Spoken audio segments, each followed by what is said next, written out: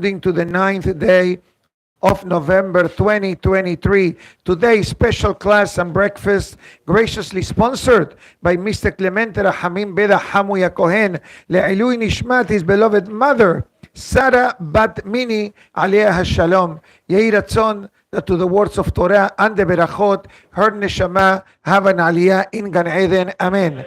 Additionally, as we have been doing since Isru Hag, we're dedicating today's class for the safe return of the hostages, which are, as of now, in the hands of our enemy, for the success and protection of our Hayalim, for the Refuah Shelema of the many Holim and wounded in Eretz Israel, and obviously Le'ilui Nishmat, the Kedoshim that returned their soul on a timely manner, Al Kiddush Hashem.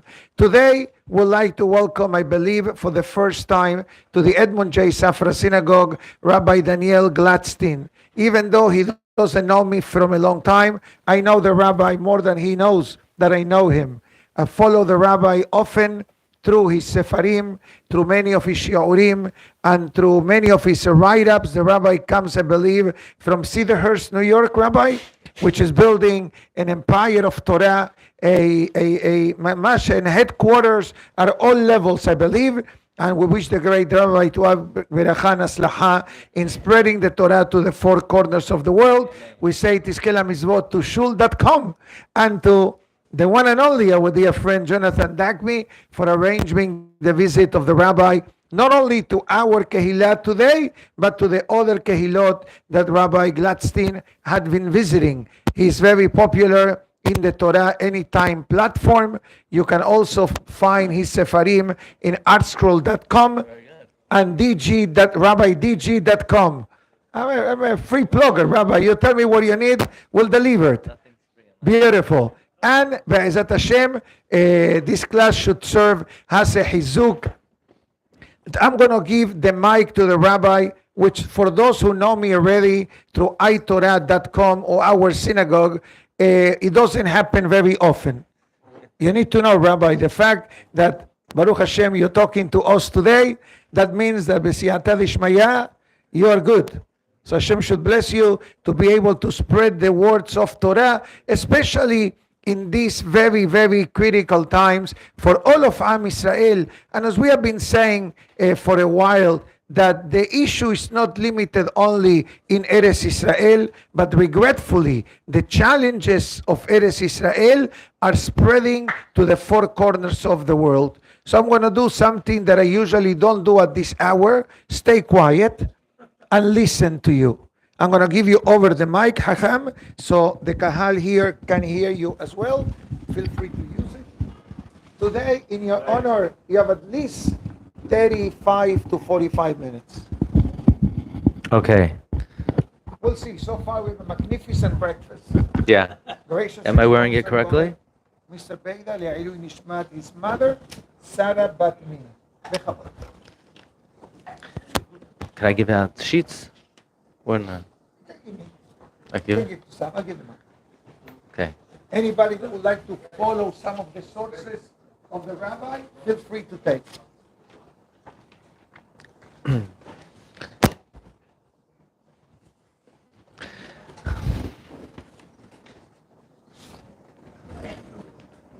Good morning, everyone. Bruchim Habayim. It's a great honor, a great distinction to be in this illustrious Beit HaKnesset, the Safra Synagogue, Bershut, Harav Hagoyin, Rav Galmidi, Shlita, Yedidi. It's such an honor and pleasure to be in the presence of your illustrious Rav. And may the zechut of today's learning be a zechut for all of Am Yisrael, for your Rav, that he should have many happy and healthy, gesund years here in the Kehillah, leading us higher and higher, l'Torah, l'avodah, l'maasim tovim, ad bi'at goel tzedek, v'mher v'yameinu, amen. Amen. Also want to thank my dear friend, Rav Jonathan Dagmi, for giving me the opportunity to come here to South Florida under the venue, under the banner of shul.com, and we're mevarich Rabbi Yonatan. He should continue to have siyata d'shmaya, lahagdil Torah u'lahadir. Amen. Amen. I want to tell you a personal story, something that is very close to my family, that not many people know about. My grandfather, my revered grandfather, Zecher Tzadik Levracha, is a survivor of the Holocaust. He passed away a few years ago at 106 years old. He had smicha already before the war broke out. He was close to Galilidi-Israel. Even before World War II, he knew Rav Menachem Zemba. Anybody who knows, Rav Menachem Zemba was the prominent, preeminent Gadol b'Torah in Poland before World War II. My grandfather was in Auschwitz. And in Auschwitz, he saw Eichmann. Yamach Shemo v'Zichro. And Eichmann invited a special guest to Auschwitz to rejoice over the brutality that they were inflicting on the Jewish people. Who is this special guest? A special guest from Jerusalem. The Mufti, the Grand Mufti from Jerusalem. And my grandfather remembered, and he wrote this in his personal memoirs, that Eichmann and the Mufti sat arm in arm like two lovers. And they would march Jews in front of them. And they would hit the Jew in a way that the Jew would not be able to have children again. And they would laugh, and my grandfather says, this is what happens when Esav and Ishmael come together. When Esav and Ishmael come together, it brings destruction to the world. If you want to know, what would the world look like if the Western world and Ishmael ever got together? Auschwitz, that's what it would look like. And with this picture in mind, I want to bring to your attention a very interesting pasuk at the end of next week's parasha. Already in the beginning, Yaakov and Esav did not get along, and Esav hated Yaakov. And Yaakov got the birthright, and Yaakov stole the blessing. And when Esav realized that Yaakov duped him, the pasuk says, "Vayistom Esav liYaakov, Vayomer Yikrevu Yemei Evel Achi Avi." Esav said, when will the mourning for my father come already? And then when my father dies, I'm going to kill Yaakov.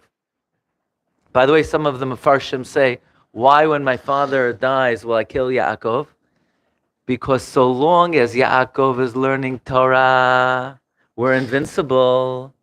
But when my father dies, Yaakov will be be'avelut. And an Avel can't learn Torah. And then I'll get him. And then I'll get him. So people always want to know, that's the first important limud. People want to know, what should we do to defend the Jewish people? Should we send special gloves to the soldiers? Yeah, you should. Should we send money to help the fighting in Israel? Yeah, of course. Whatever you could do to help the Chayalim, you should do. But what's the Ikar? The Ikar is Talmud Torah. That is the main defense of the Jewish people. That's the main defense. Torah is the main defense. So long as we're learning Torah, we're protected. Okay. It says that Esav hated Yaakov. So we would expect, okay, Esav hates Yaakov. What's Esav going to do? Is he going to buy ammunition? Is he going to buy a rifle? Is he going to buy a knife? Is he going to buy a sword? And the Torah basically doesn't say what he does. Comes Vilna Gaon. You ready for this nugget? Comes the Vilna Gaon. He wrote a commentary on a Kabbalistic work called Safra d'Tzniusa. Vilna Gaon says, you know what Esav did because he hated Yaakov? Vayelech Esav el Yishmael. He went to Yishmael. Vayikach es Machalat bat Yishmael. He took Machalat, the daughter of Yishmael. Ben Avraham. Lola Isha, Esav married the daughter of Ishmael. Where, Houston, we got a problem. You hear the Vilna Gaon? Esav hated Yaakov. So how is he going to destroy him? He's going to marry Ishmael's daughter. And like we mentioned, when Esav and Ishmael get together, you know what the world looks like. So I want to bring to your attention, what would you say in the history of the Jewish people, other than the Holocaust, what moment in time was probably the most dangerous moment in the history of the Jewish people. Of all the atrocities that loomed over the head of the Jewish people, what do you think was the most dangerous moment in the history of the Jewish people? Where there was a gezerah to annihilate, chas v'shalom, Klal Yisrael.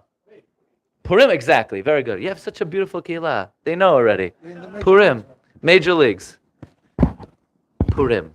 Purim was the only time in our history there was a gezerah, lehashmid, laharog, ule'abed.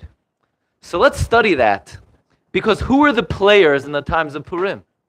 So we have Haman. Haman is Esav. But then we have Ishmael. We have Achashverosh.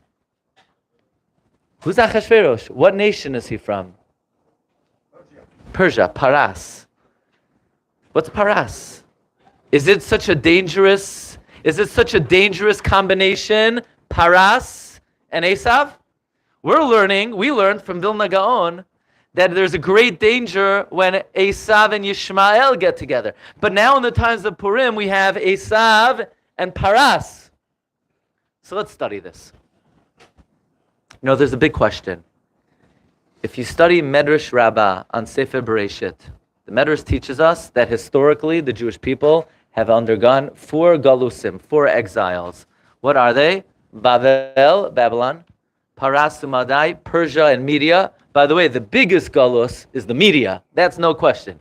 The biggest galus is the Media. Don't believe a word they say. If you want to know the emet, then listen to what they say in the news, and the emet is the exact opposite. On any issue, on any point of view, any social issue that exists, if you want to know what the Torah says, you don't even have to look in the Torah. Look what the media says, and you know the Torah is mamish v'nahapochu. So Persia Media is the second galut. The third galut, Yavan. The fourth galut, the Medrash says countless times, Galut Edom. Galut Edom. Where does the Medrash say this? Practically, every time the number 4 appears in Sefer Bereshit, whether it's V'ha'aretz hosa tohu vavohu v'choshech al pnei tahom, 4 galusim. The 4 rivers in Gan Eden, the 4 galusim. Avram Avinu at Brit Bein HaBetarim, it says v'hinei ema chashecha gedola nofeles alav, 4 languages, the 4 galusim. Who are they? Babylon, Persia, Greece, Edom, Rome. There's a big question. It seems like the Midrash did not mention a very powerful, important galut that we're suffering from today, and we've suffered from for a very long time. Galut Yishmael. Why does the Medrash not refer to Galut Yishmael? Now, for the sake of completion, for the sake of your Yediat HaTorah, there is an opinion, the opinion of Ibn Ezra, is that the 4 exiles are Babylon, Persia, Greece, Rome is number 3, number 4 is Ishmael. But Ramban rejects Ibn Ezra, because Ramban says that the Midrash, the Torah Sheba'al Peh, never talks about Ishmael. Therefore, Ishmael does not make the official list. But the question we have to ask ourselves is, why does Ishmael not make the official list? Why is he not on the list? What, they haven't caused enough trouble? They haven't brought enough tragedy? They didn't take enough hostages? Why is Ishmael not on the list? This is a question that is addressed by many commentaries, most notably the Maharal of Prague. Okay? I'm going to share with you this morning the 2 answers of the Maharal. Why is Ishmael not on the list? The first answer of the Maharal, and if you have your sheets, we're going to take a look at number 8. The Maharal says we have to understand what the concept of a galut is. What's a galut? What's a malchut? There's something called malchut shamayim, the domain, the sovereignty of God. Okay, God has a throne in shamayim, kisei hakavod. But do we recognize God as melech ha'olam? We know he's the borei. We know he's the manig. Do we recognize he's the melech? The way to recognize God's malchut, we need malchut Beit David. The malchut Beit David is the manifestation of God's malchut in this world. That is why, what Shevet does David come from? Yehuda. Does anybody know what are the four legs of God's throne? What are they made out of? Mahogany, gold, silver. Chazal tell us, Avraham, Yitzchak, Yaakov. Who's the fourth leg? David, hu regel revi. David's the fourth leg. That means without David, the throne has no stability. When Yehuda is born, says the Shlach HaKadosh, Vata'amod miledet, Amidah. God's throne has stability. David HaMelech allows God's malchut to be recognized in this world. Without David, David hu regel revi. That's why, by the way, the word Yehuda is a very special word. Yehuda is Yud Kei Vav Kei, and the Daled, that's the fourth regel of God's throne. Come the Babylonians, and they destroy the temple, and they put an end to Malchut Beit David, and they imprison the continuity of the Malchut Beit David. They take Tzidkiyahu and they blind him. That's the end of the Malchut. Now Malchut Shamayim has been stolen. It's in the hands of Bavel. And then when the Persians destroyed the temple, they took the Malchut from Babylon. And then when the Greeks destroyed Persia, they took the Malchut. And now Rome has it. And who's Rome today? The Western world. Judeo-Christian values, the Western world. USA is Malchut Edom. So Malchut Shamayim is in the hands of Edom. Then Mashiach will come, we get it back. Says Maral, but Ishmael never took our Malchut. Ishmael has an independent source of Koach. What's the source of Ishmael's Koach? Avraham Avinu, when God says, you're going to have a son finally. Avraham Avinu says, I already have a son. Lu Yishmael Yichyeh lefanecha. If only Ishmael would live before you. Says Maral Prague, the power of Abraham's tefillah infused Yishmael with koach until the end of days. In fact, Zohar HaKadosh says, we're angry at Abraham. We're upset with him. Avinu, lo avinu ata, we say, you're not our father. We say to Abraham, why do you pray for that? Pera Adam. Why would you pray for that? You know the words Pera Adam. It's a very unusual term. Rabbi Shmuel Leib Diskin points out, in Lashon Kodesh, you always have the noun and then the adjective. Adam gadol, bayit katan. Adam katan. You say the noun and then you say the adjective. And with Yishmael, we should say Adam, the man. What kind of man? Pere, wild. But no, we don't say, we say Pere, Adam. Because the noun of Yishmael, he's Pere, he's wild. The adjective is Adam. That's the kind of Pere he is. If you want to know the essence of Yishmael. The power of Yishmael comes from the tefillah of Avraham Avinu. He has no malchut. Therefore, he doesn't make the official who's who list of the four galusim. That's the first answer of the Maharal. But the Maharal says, let me share with you the definitive answer. The definitive answer of why Yishmael is not one of the four exiles is he is one of the four exiles. Which one? Says the Maharal, he's the second exile. He's Persia. Paras and Yishmael are synonymous. Why is that? Says the Maharal, they're not the same ethnicity, they're not the same culture, they're not related to each other. Says the Maharal, the definition of these four categories are not ethnicities, they're not cultures, they're not beliefs, they're personality traits. And Yishmael has the same personality traits as Paras. What are the personality traits of Paras? The Gemara tells us the Persians made many wars. They conquered many cities. That's the nature of Yishmael. Therefore, Yishmael is Paras. It's the same thing as Paras. Ooh. Now the Shamayim open up. Because we learned from the Vilna Gaon that if Esav and Yishmael ever got together, they'll destroy the world. And we gave so far one example of Esav and Yishmael coming together in Auschwitz. But now we have another example. Haman, Esav, Achashverosh. What do you mean Achashverosh? He is Paras. No, Paras and Ishmael are the same. That was the second time in history that Ishmael and Esav come together. Achashverosh and Haman.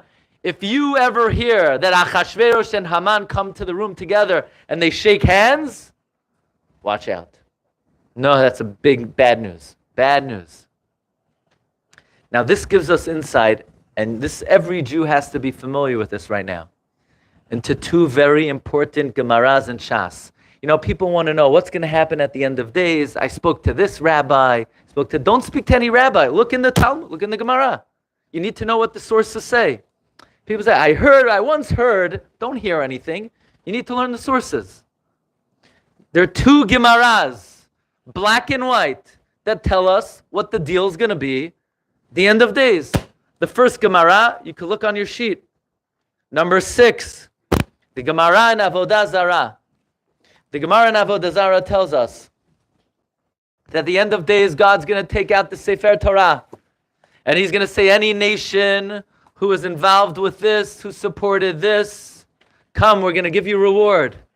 Oh, all the nations say, yeah, we supported the Jews. We love the Jews. We gave them money. We built yeshivot. We gave money to Bnei Torah. All the nations are going to come. And God's going to say, come on, order, please. Don't all come b'urbuvya. Don't come in a mixed up. I need each nation by itself. Says the Gemara, which nation will come first? Malchut Romi, Rome. Ask the Gemara, why Rome first? Says the Gemara, because it's the most chashuv. So Rome's going to come and say, we made stores, we made bathhouses, we made beautiful infrastructure. Why do you think we made a store, a food store? So that Jews could buy food, they could buy bagels and learn Torah. And why did we make other food stores? So Jews could buy ochel and support themselves and learn Torah. And God's going to say, listen carefully, God's not going to say you're wrong. That's why you did it. The only reason you did it, the only reason I allowed you to do it is for Torah. But you're a fool because that wasn't your kavanah. So you don't get any reward. The Gemara then says, Rome walks out dejected. B'pachei hanefesh. They walk out dejected. Next into the room, Paras, Persia. And Persia is going to say, we made many wars. We conquered many cities. And we did it all so that the Jewish people should learn Torah. And God's going to say, you fools, that wasn't your kavanah. And they're going to walk out dejected. Listen carefully. Ask the Gemara, why specifically Rome and Persia? Says the Gemara, because they are the most chashuv. Ask the Gemara, why are they the most chashuv? Because these will be the only power standing until the end of days. Says the Gemara, there will only be two nations standing in the end of days. Romi and Paras. Now let's think about that. Romi, is Rome still around? Rome is long gone. You want to see something about Rome? You go to the British Museum, and they found over there in the British Museum that 2,000 years ago, a Roman drank hot chocolate from a mug. They didn't find the mug, they found the handle. That's the Roman Empire today. That's all that's left from the Roman Empire. So what does the Gemara mean that Rome will last until Mashiach comes? The answer is the spiritual heir of Rome is the Western world. United States of America, and the countries that espouse Western values, that's Roimi. But what about Persia? What does the Gemara mean? The other nation standing will be Persia. Iran?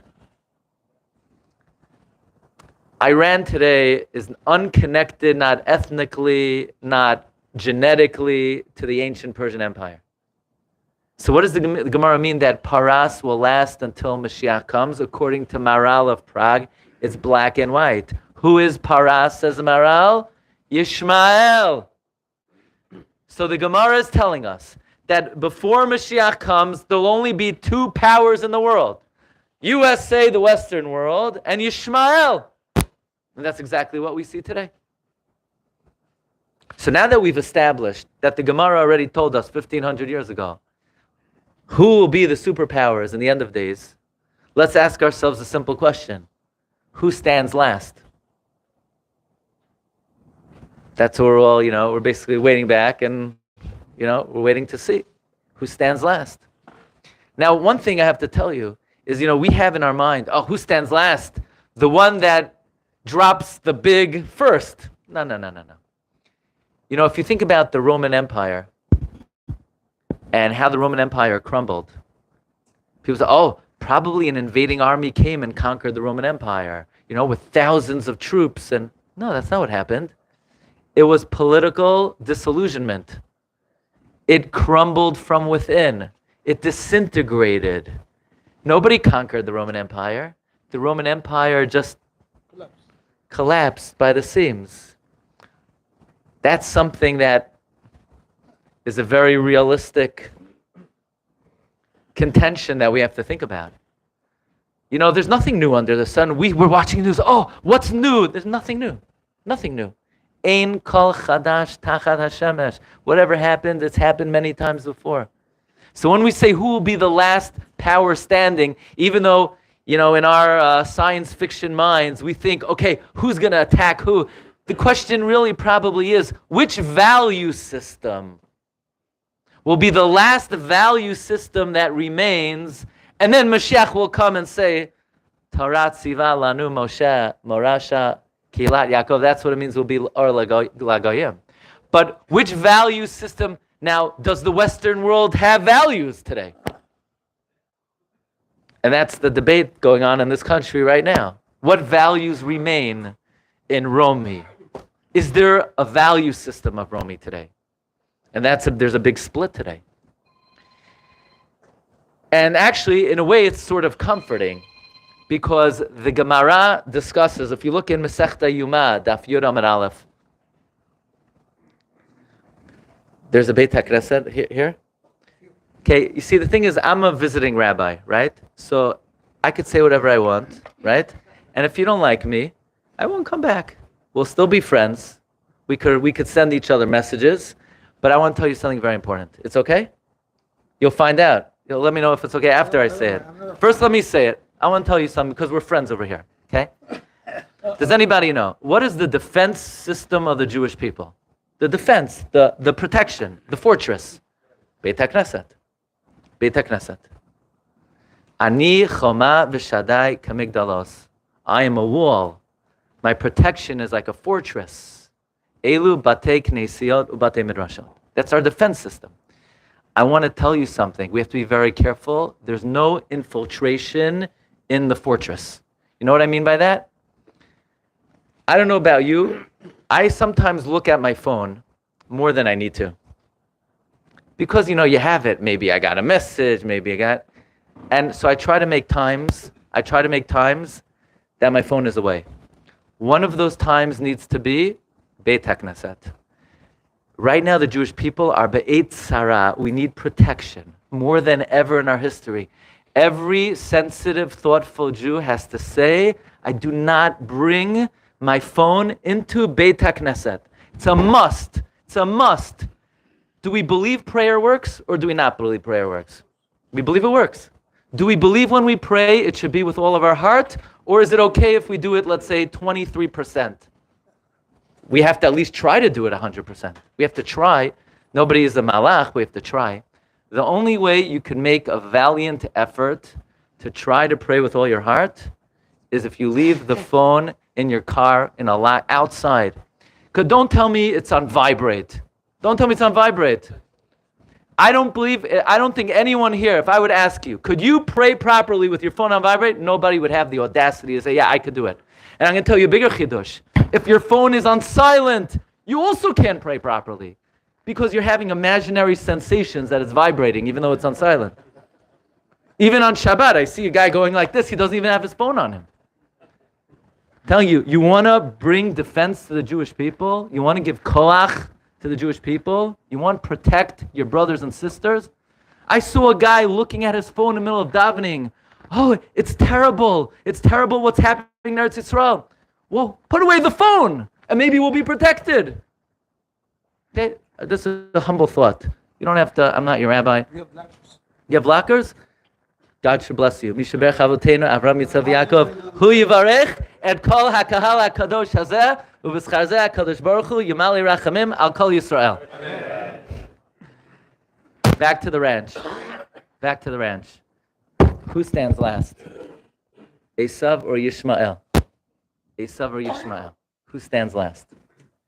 So I got very nervous when I saw this Gemara because at first I thought that means, who's going to destroy who? But now I'm thinking probably which value system, which approach to life will stand last. And you can make the case.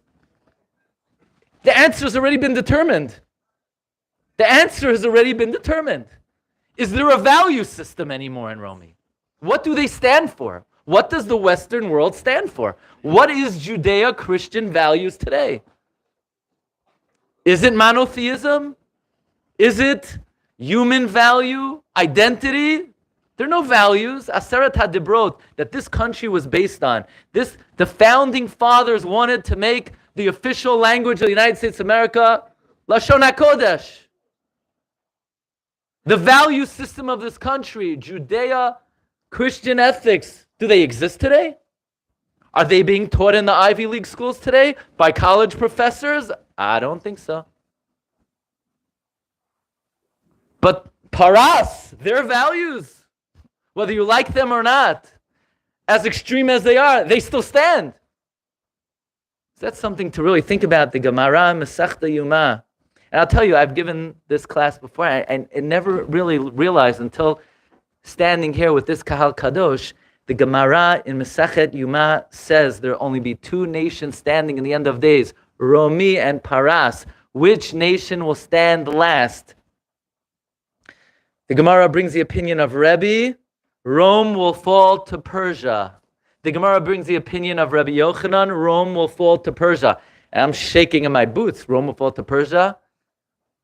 I don't live in Syria. I don't live in Yemen. I live in New York. Rome will fall to Persia. USA will fall to...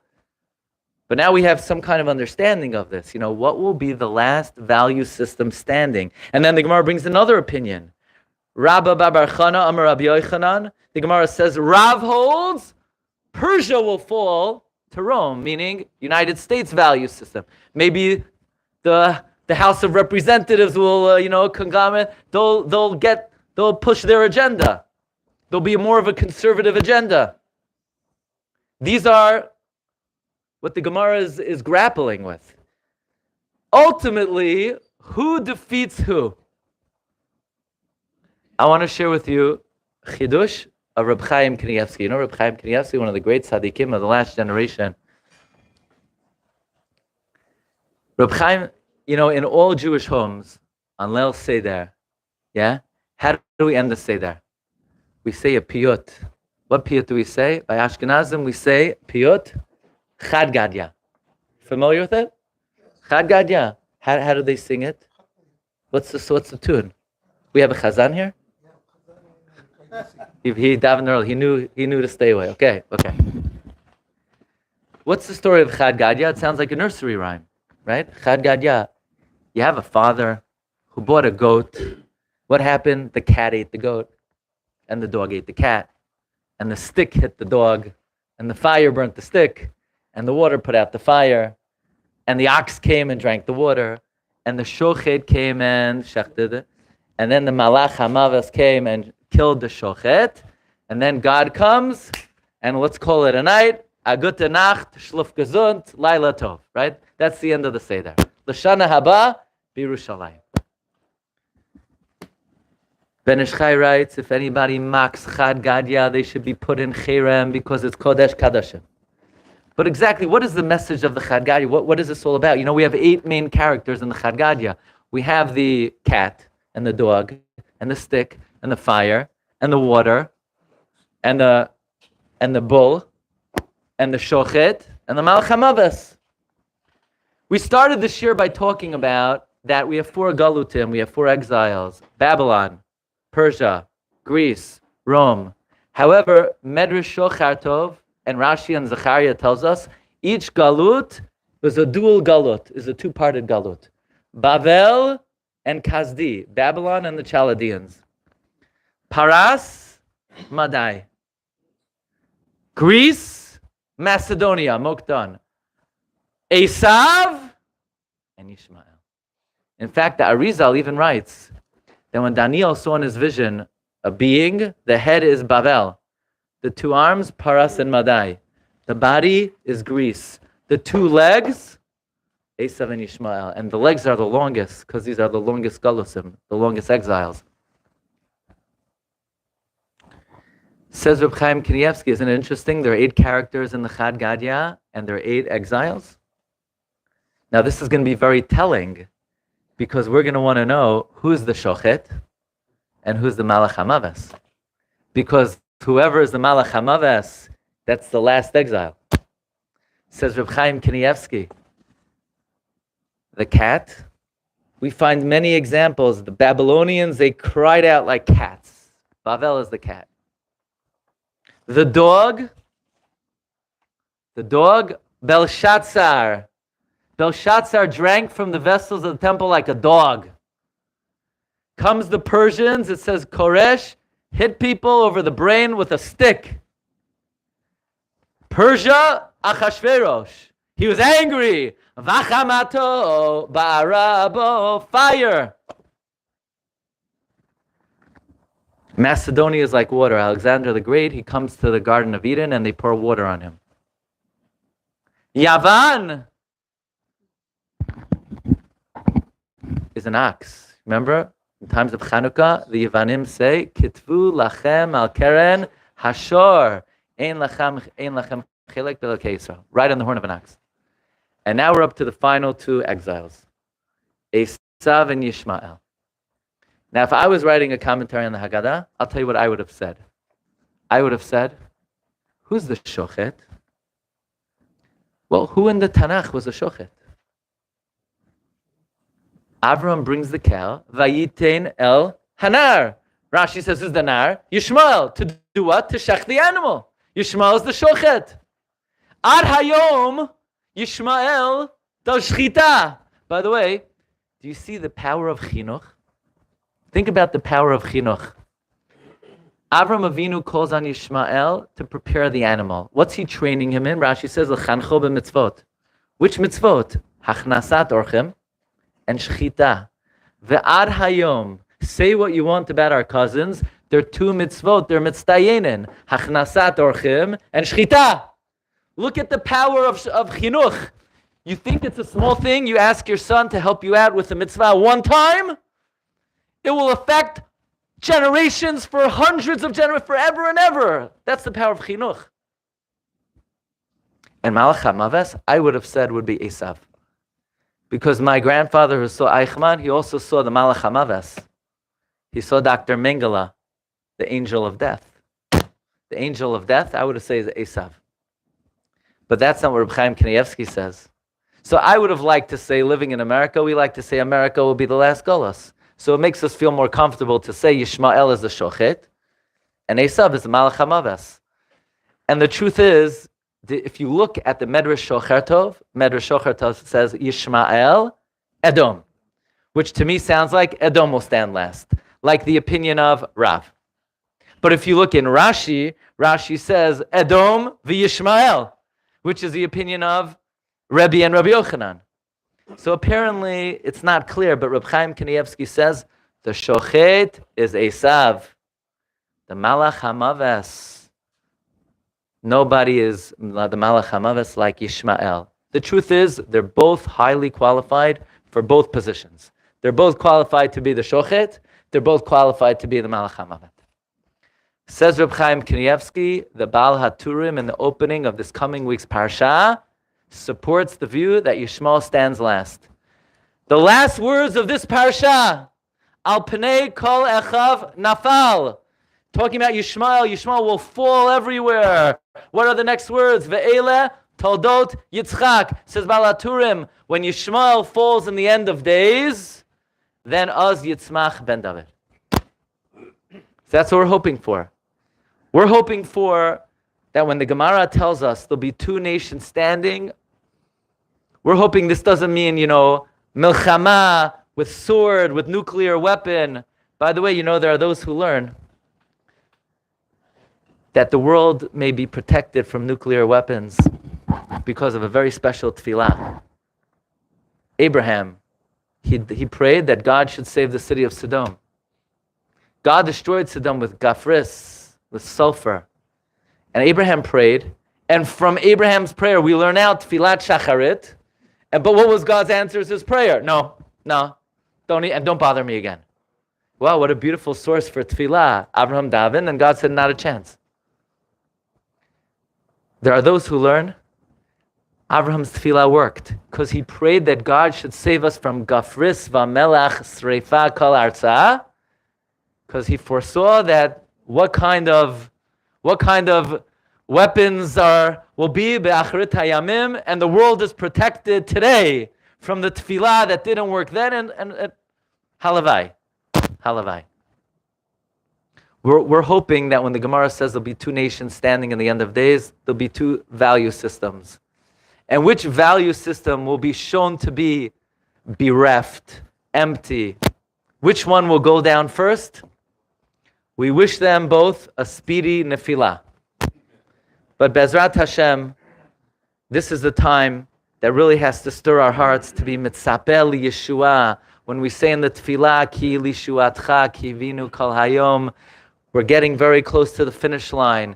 If we're really waiting, we have to beg Hashem. You know, Reb Chaim Kanievsky said, Gemara tells us, Tzion hi doresh ein la. No one seeks out Tzion. Miklal de ba'id risha. From here we see we need to seek it out. Says Reb Chaim, what does it mean to seek it out? Drisha, Targum always translates esba, to demand. We have to say, Ribono Shel Olam, you told us. Ka'asher dibarta, you said it's going to happen. We need to really wait for it. We need to ask for it. We need that this final battle, we need to be done with it very quickly. B'shalom. And we shall be zocheh, harachamon, hu yishlach lanu, et Eliyahu hanavi, vivaser lanu b'sarot, tovot, yeshuot, v'nechamos, we shall be zocheh, to go komamiyut la'artzenu b'mher v'yameinu. Amen. Amen. Beautiful words. Beautiful words. Nobody's living. He's direct descendant. In fact, when Yaakov Avinu says, Hatzileni na miyad, Rashi Tevot, Haman. If you look in the Targum on Esther, it says that when Haman hated Mordechai, Targum says he was drumming up the age-old hatred that Esav had for Yaakov.